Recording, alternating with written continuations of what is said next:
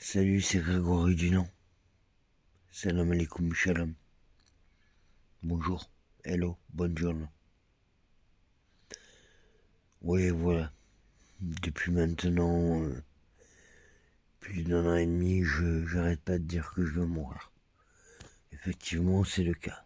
Et là, il se trouve que à chaque fois, on me demandait, mais il faut aller voir lui, il faut aller voir lui.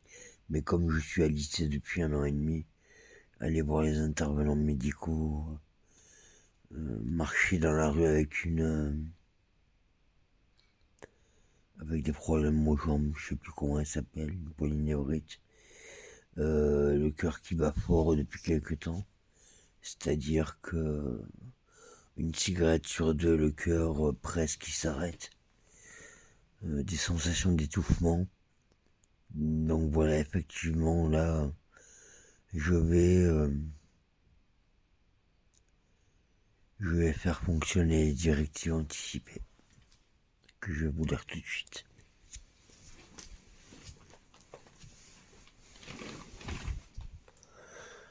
Alors avant tout, je voulais que vous sachiez que j'abandonne, j'arrête de me battre. Je me suis déjà bien battu depuis ma naissance, hein, mais ça n'a jamais rien donné. Effectivement, les tuteurs et les tutrices me doivent des dizaines de milliers d'euros, mais bon, le juge n'en tiendra pas compte et ça je le sais. Alors, directive anticipée le 18/11/2022. Du nom Grégory. En cas de maladie incurable,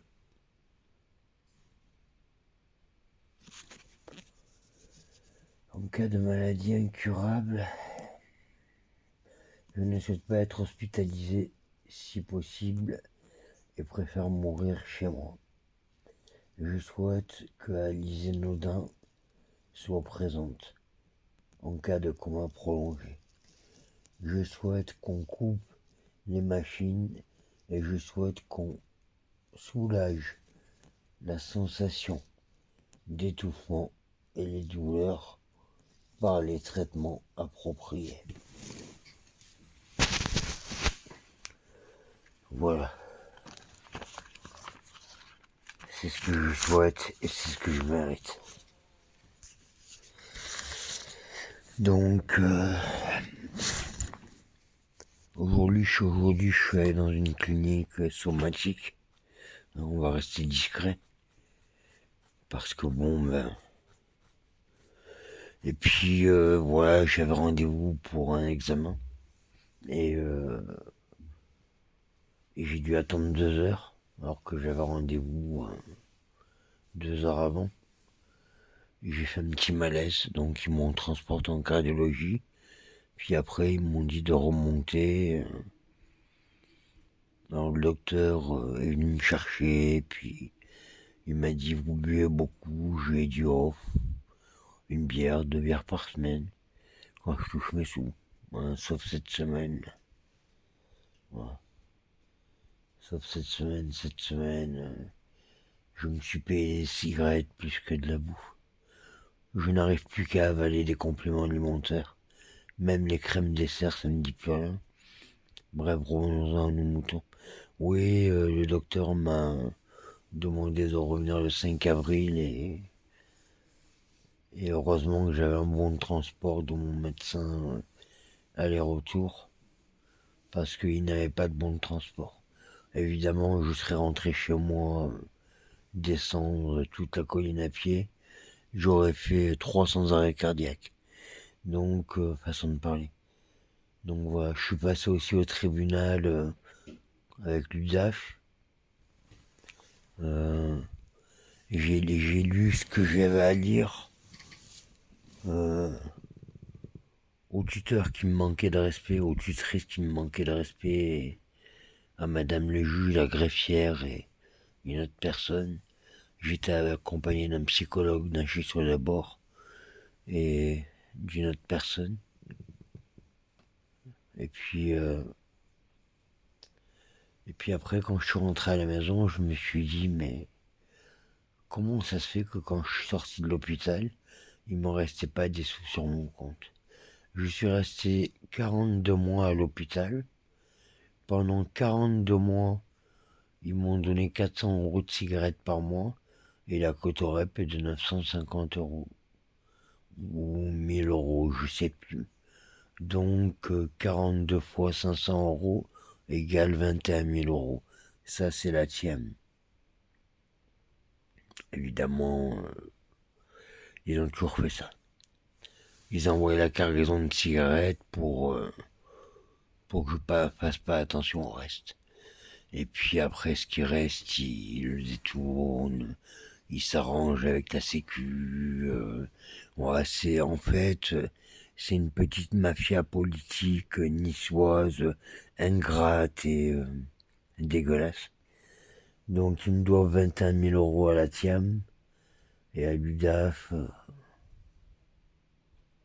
je sais pas. Donc voilà, je vais bénéficier de 3800 € ou 3700 €. Je vais en bénéficier. Eh ben, comme j'ai décidé de lancer les directives anticipées, eh ben, je vais faire plaisir à quelques personnes pour qui je voulais faire un héritage. Voilà. Le juge a dû recevoir peut-être des informations comme quoi j'étais très malade, certainement par mon psychiatre ou mon médecin généraliste. Les directives anticipées concernant les situations de fin de vie. Guide pour le grand public, octobre 2016. Il y a très peu de personnes qui ont droit à des documents comme ça.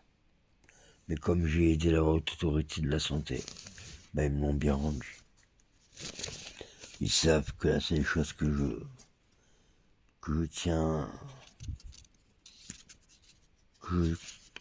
à cœur, c'est de mourir et de m'échapper de ce monde injuste. Donc voilà quoi. Donc ça y est, je vais activer les directives anticipées. Pourquoi? Parce que j'ai des problèmes cardiaques et que je vais vous montrer, vous allez comprendre. C'est ce qu'on appelle de l'acide. Voilà.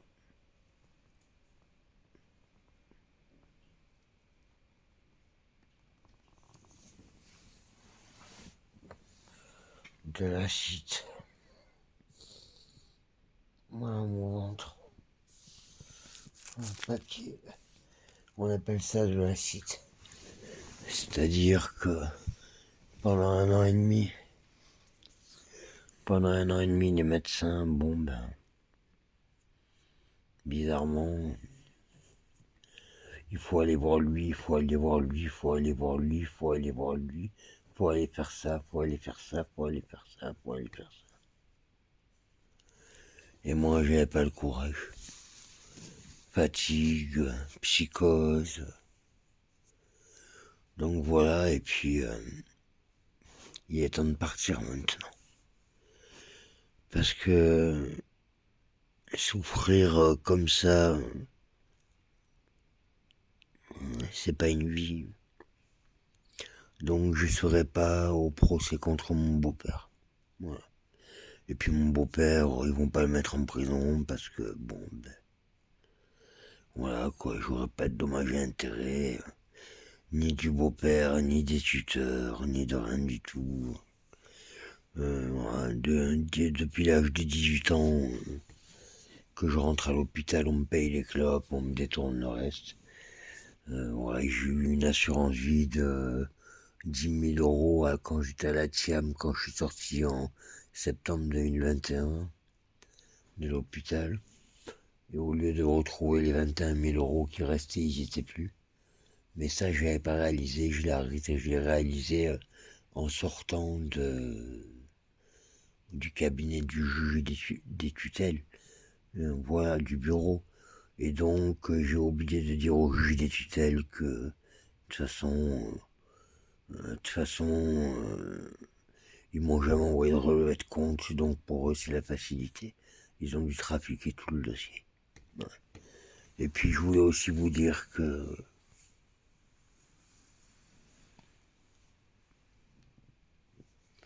c'est la fin. Cette fois-ci, c'est bien fini. Je referai une vidéo, encore une ou deux vidéos ou trois sur YouTube. Je referai une vidéo si je tiens le coup. Il faudrait que j'en refasse 3 sur 2 mois. Et je pense que si d'ici 2 mois j'ai pas fait d'arrêt cardiaque, ben j'appelle la haute autorité de la santé et je leur demande de m'envoyer des médecins experts pour qu'ils amènent la machine à la maison. Et puis voilà. Puis on va me plonger dans un coma artificiel et on va m'envoyer la sauce. Et après on va me débrancher. C'est pas une euthanasie, hein. Moi je voulais me pas euthanasier dès le début, hein. Mais ils m'ont pris tous mes sous. Ils m'ont même pas laissé le droit de mourir. Et puis bon, quand je vais mourir, l'hôpital Pasteur, l'hôpital Sainte-Marie, Astrosie et tous les autres, ils vont faire la fête, hein. Ils vont faire péter les champagnes. Comme quand j'ai téléphoné à Pasteur, il y a combien de temps? Il y a hier ou avant-hier, je sais plus. Je me rappelle plus. J'ai dit au docteur, vous savez docteur, s'il m'arrive un arrêt cardiaque, je viens pas chez vous. Je viens pas dans votre hôpital, vous savez qu'on me contamine à chaque fois. Il m'a dit, monsieur Dunant, ça nous enlèvera un poids. J'ai pas trop compris ce qu'il a voulu me dire. Je sais pas si c'était bienveillant, si c'était attristant, ou si c'était ouf, il va enfin crever celui-là. Bon ben, ce que je tenais à vous dire, c'est que ma vie, ma vie, ma vie, ça a été un combat difficile. J'ai été violé, j'ai été battu, j'ai été à la rue, j'ai été toxicomane, j'ai galéré, j'ai beaucoup galéré, beaucoup galéré.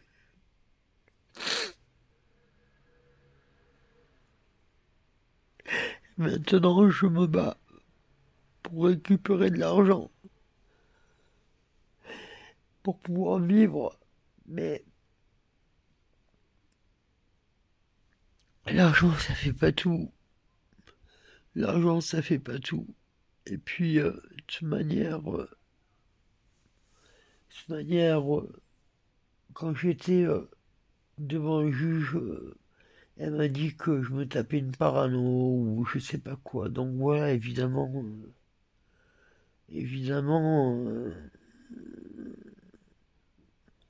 je prends bien mon traitement et je me tape pas du tout de parano, hein, aucune. Qu'est-ce qu'ils ont fait avec cette assurance vie euh, pendant 8 mois, 8 000 euros plus 8 000 euros de Cotorep, 16 000 euros pendant 8 mois à la TIAM. Qu'est-ce qu'ils ont fait? Qu'est-ce qu'ils ont fait? Ils m'ont fait des tonnes de livraisons, ils m'ont fait des courses, mais pas pour 16 000 euros, faut arrêter de délirer là. Et en plus, monsieur Routier, il demande encore des frais de livraison. Non, c'est du racket avec arrogance et je te le montre bien que je te le mets dans les fesses. Et voilà, c'est comme ça. Et c'est toujours comme ça que ça s'est passé. Je te le montre bien que je te le mets dans les fesses. C'est toujours comme ça que ça s'est passé. Voilà. Donc voilà, maintenant, je veux plus faire partie de ce monde. Et je vais vous dire un truc. Je trahirai pas un médecin pour avoir des médicaments et les avaler pour mourir. Parce que les médecins ici attendent ça. Les médecins de SOS médecins. Mais jamais je ne trahirai SOS médecins. Parce qu'ils ont été toujours là. SOS médecins ont été toujours là. Pendant les nuits, les journées où c'est que ça allait pas bien. Ils ont été toujours là.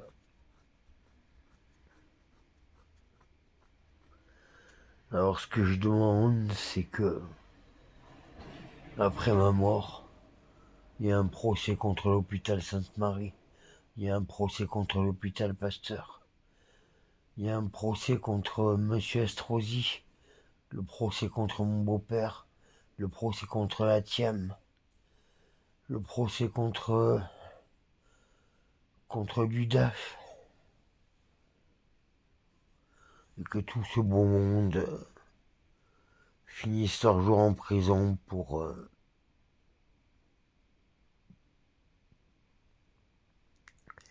crime,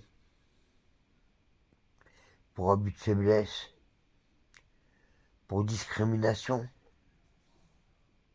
Hein. Parce que cette barbe, ce n'est pas que la flemme, c'est aussi ma religion un petit peu. On n'a pas le droit d'être musulman. Voilà, je suis musulman. Et puis voilà. Je crois que je vais arrêter la vidéo parce que je suis très fatigué. Et j'espère que vous avez bien compris ce que je vous ai dit. Et je vais partager cette vidéo avec la haute autorité de la santé, à qui je demande que l'on me branche dans un coma artificiel. Je n'en peux plus. Voilà. Allez, je reprends une vidéo. Et le jour où je serai sous coma artificiel, il y aura une vidéo qui passera sur YouTube quand on me débranchera. Voilà. Quand il y aura mon ex-petite amie, quand il y aura les intervenants de la chez d'abord, le psychiatre, mon généraliste, je demanderai à ce qu'on fasse une vidéo. Et je demanderai à ce que cette vidéo elle passe au régional de Nice sur la 3. Parce que je sais plus si je suis en vie ou si je suis en enfer. Je sais plus je sais plus. Je comprends pas. Voilà. Dans la vie, j'ai fait des conneries. Je croyais avoir tué un mec. Je croyais avoir tué un mec et finalement, au bout du compte, il y a eu une enquête et